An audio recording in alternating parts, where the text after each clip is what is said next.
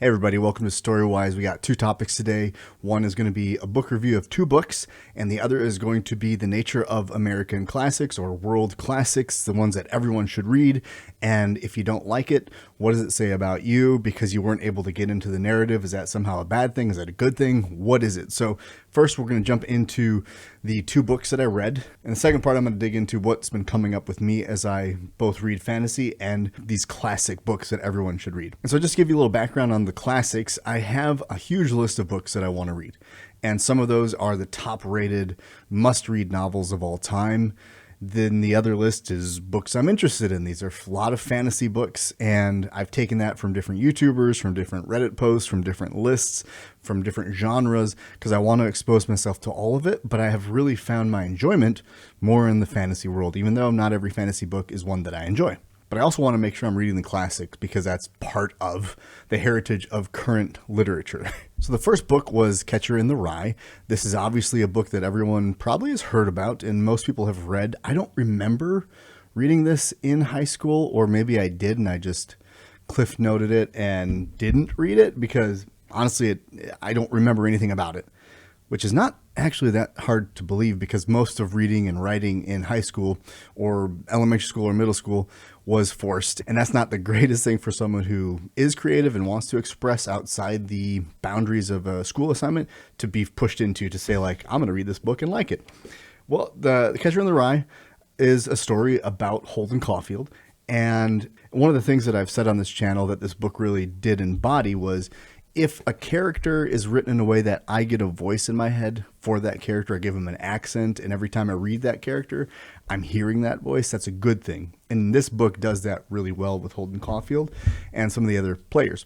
So that's not the issue. Although after halfway point, I really started to skip paragraphs because I really just wanted to get through it because I just was not connecting with the story. Maybe it's a deep story that is so metaphoric and evocative of those things. I just felt it was really literal and I couldn't get into the metaphor and the deeper meaning. And even the payoff at the end I felt was so subtle that when people talk about this huge coming of age story about him, I didn't read that. I didn't see that occurring. I just felt he was troubled, and he was trying to fit into the world and make sense of it all and, wasn't an honest person. So that's where it was fun to experience the unreliable narrator. And yeah, there was certain elements I could pick up on where he's not talking about his brother who's passed away. And that's not until later that you find this out, but it's a pretty big moment for him. And sure, psychologically that speaks to his character, but it didn't make me think of the story progressing in a way that I found satisfying or impactful. So it was a really hard read for me, except the saving grace of the voices of the characters were all pretty good. They were all very unique, and I appreciated that. But still, I didn't like it. And the second part of the video, I'm going to talk about what does that mean about me? Because the second book I read was Strangers on a Train, another classic. This is, I don't know if you'd call it a thriller or what you would classify it as. I'm still learning the difference between genres, but it's kind of more, I guess, of a thriller. And again, the one character, I really enjoyed his voice, and the rest of them were pretty bland to me. And I did find myself angry at the, I guess we'll call it the first victim of the murder, like the way they described her it made me not want her to live because I felt she was very manipulative, and I've met people like that and it just drives me insane. It's a huge deal. But again, it's a well-written book and it's short. It was only, 260 some pages. So it should have been a fast read, but it was really hard for me to get through it. And again, I got to midway point and I was like, I just want this to be done. Get to the point of what happens. And then maybe it's just the stress of it, the cloud in my head as I'm reading these books, both these books, where I'm just like not able to get into it the way I'm supposed to find it to be an American classic. And again, these aren't the long classics. I have some bigger ones on my list and it makes me nervous to get to them because if the shorter form under 300 page novels aren't connecting with me, then the 600 plus page novels that people love and adore throughout decades, 1,200 pages, I don't know what's going to happen. So I'm nervous about that, but I do want to commit to exposing myself to all kinds of literature, because even if I don't like it, I think there's something that can get into us by exposing ourselves to different sources like these two books. So it wasn't a waste of time, but that is why I cannot read these types of books back to back. Unless I love it, then that's fine. I'll go on to the next one. But I have to break things up with palate cleansers. I have to take a book that I know I'm going to enjoy. It doesn't have to be the greatest book of all time. In fact, it isn't. But it's a series that I can go back to, that is a comfort to me, that I know I'm going to remember you still like reading.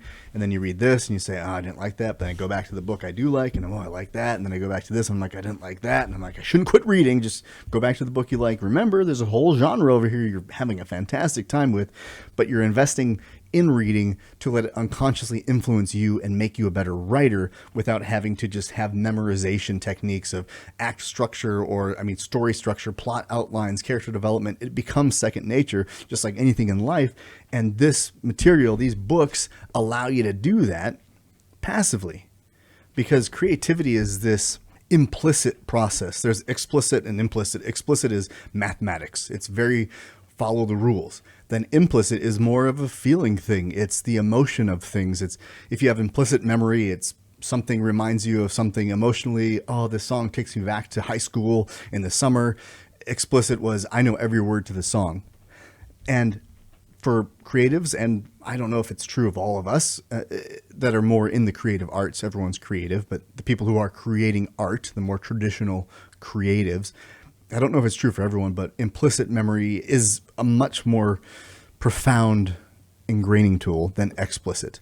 I've read books about story structure, and I've read reviews of Catcher in the Rye and tried to find what people really resonated with, and I didn't get any of that. And so implicitly, I'm not picking up on those details, but maybe if I read that and went back and had an outline and said, oh, that's why this is important, would that change it? I don't know, but it wouldn't change my writing. That's why plot structure is also hard. Like, I'm not going to go rising action, conflict, refusal of call, inciting incident, all those things. They're naturally going to occur if I develop a character well and create a world. But I'm not going to focus on how many acts I've put in it. I'm not going to focus on the hero's journey, all of the steps, or the circle. There's like a ton of different ways to break up a hero's journey or to break up a story. But the more I try to fit my idea into a rubric, the less I have connection to it. And that's what I felt like with these books, is I feel like I'm supposed to like them because they're historically amazing and well loved by many and controversial. And I have liked 1984. I liked Fahrenheit 451. I've liked classic books. So it's not impossible. It's just the majority of them I don't.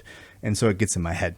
So I have to realize that I work more towards implicitly being taken on a journey that is maybe more on the surface enjoyable, but has these secret meanings, whereas these feel like I just got bored, honestly. And will that influence my writing? Can not enjoying a classic novel influence your writing in a positive way? I hope so, because the pacing of both books felt slow to me. I felt like we were just kind of spinning our wheels, and maybe there was more introspection in Catcher in the Rye than I would have wanted, and more progress would have been fun for me, which is something I'm not saying I'm perfect at. I'm learning myself, but that's what I'm saying is this novel can help me realize that I want to pace mine a little faster so that my hero is making progress, where Holden Caulfield felt like it wasn't really progress until the last little chunk where I'm like, oh, okay, so now he has this moment with his sibling. And, well, I won't spoil things if you're going to read it, but it felt like the progress was made, yes, physically through him leaving, going here, doing this, but it didn't feel to me that he was developing or his story was progressing until the very last bits with his sister, I believe it was. Strangers on a Train, it felt like it just kept rolling along the tracks, and I was pretty bored. Maybe the movie would be better for me, and that's the weird part, is sometimes movies are going to hit me harder than a book because I'm not getting the visual, I'm not connected to the narrative. But in a movie, I can be engaged visually and auditorily with world building through sound. So I'm not trying to say that these are bad books. They're clearly not, and they're very well written. The styles are great, and they're very different. I just didn't connect with them. So I've kind of already interwoven what that means about me. What does it say that I don't like classics? But I'll put a more fine point on it here. My worry has always been that if I don't like these books, that I am not cultured enough to be a good author. And I've heard a lot of authors talk about classics in casual context where it isn't the driving force of what has made them a good writer. But in lecture, they do bring them up, characters that I do not know because I've not read Pride and Prejudice, but that's on my list. I've not gone through The Great Gatsby. I've not looked, and I don't want to read Gone with the Wind, so it's not on my list. Even Shakespeare was hard to read because it's so academic. But I understand the story structure of Hamlet and certain works of Edgar Allan Poe and some of the ancient Greeks, you know, the Odyssey and the Iliad. Those were big reads, and I've read them and appreciated some of that element, but I'm not moved to read more of it. So somehow that disqualifies me from writing and becoming a good author.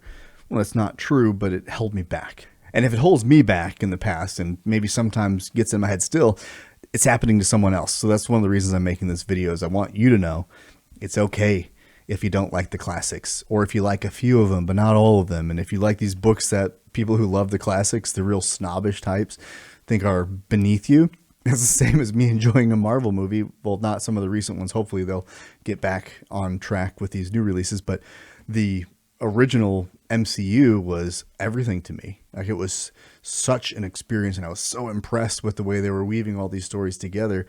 And then you have some famous directors say it's like an amusement park. It's not real cinema. I'm like, no, that's not the case in my opinion. A lot of time critics focus on the 1% of people who are the upper crust, and that's the standard. But we're not the 1%. We are the majority, and if the majority enjoys something, that can drive what is written. But the small minority that is the critic is going to hold the standard much higher than maybe I would. Not that Brandon Sanderson won't become synonymous with literature like Mark Twain and Charles Dickens and those types of people, J.D. Salinger, but I enjoy his work so far better than I've enjoyed any one of the classics I've read, save 1984 and Fahrenheit 451. I think that's the two that I've enjoyed. So in closing, if you've come to this video because you feel the same way, that maybe classics don't resonate with you and that somehow means something bad about you as a intellectual person, as a creative person, I just want you to know it's simply not true. It just means that whatever they've done in these classics isn't resonating with you. You might not be the target audience for it, and you're looking for something different, and there's nothing wrong with looking for something different. That is the reason I can become an author, or someone else can become an author, because we need more sources to find and capture our interest. My two daughters aren't huge readers. Does that mean they won't be? No. When they find things that they enjoy, they read them. Like, one of my daughters is big into Warrior Cats. That has been a series she has enjoyed for years. That's a great thing. Is it Shakespeare? No. Does it have to be? Absolutely not. Anything that gets people reading is exciting for me because I took so much time off from it because school did not inspire me to read, and maybe I had to grow up. I don't know. But now I love reading. It's one of my favorite pastimes. And then pairing that with writing, I've found a daily ritual that has finally brought me peace, that and working out. So I've got reading, writing, and working out, because I believe if you stimulate your mind, you have to stimulate your body, and vice versa. You can't just be one-sided, otherwise you're imbalanced. So if, just like this, if you're only reading the classics and you don't like them, you're doing yourself a disservice. You have to balance it out with something you like, otherwise you'll hate reading. It extends to anything that you're doing. If you only do one thing, you'll begin to hate that thing or miss out on the other and be imbalanced. So please invest time in reading some of the classics, but also make sure you're breaking it up with things that you love, that remind you of why you're even exposing yourself to the uncomfortable and exposing yourself to things you don't like. Even for the bigger ones, I might take breaks in the book to go back to something I enjoy because I'm just so burnt out. I don't know what's going to happen, but prepare. Something you love, something that's uncomfortable that grows you, match them back and forth. The little seesaw is never going to hurt you. But when you just sit down like this, all that stuff's going to ruin all the potential that lives over here. So keep it balanced And no, you're not bad if you don't like all the classics, but hopefully you'll find some that you do. And hopefully it influences something about your writing, whether you avoid what you didn't like in Strangers on a Train or you embrace what you did like about Catcher in the Rye. Whatever that case is, whatever you find, enact on it and become the writer you want to be. And it will evolve over time, and it's evolving in me, and I'm enjoying the process, letting it just happen implicitly in me while I do the daily practice of typing on a keyboard to create a story without too much judgment until it's ready for that pass, and not getting stuck in chapter 1 over and over and over and just tweaking every sentence, because then I don't get into the bigger issues of, does this story even work? So I hope that resonates with you. You found something in here that is helpful. If you did, please like and subscribe. Would love to have you here and engaged in the comments with me so we can have a conversation about what we should talk about, what I should be reading, what you are curious about, so I can make videos for that. Because as much as I have a plan for what I'm going to share, I would love to make sure I'm hitting things that you're curious about as we grow this relationship together. So keep that in mind, and until next time, journey well, my friends.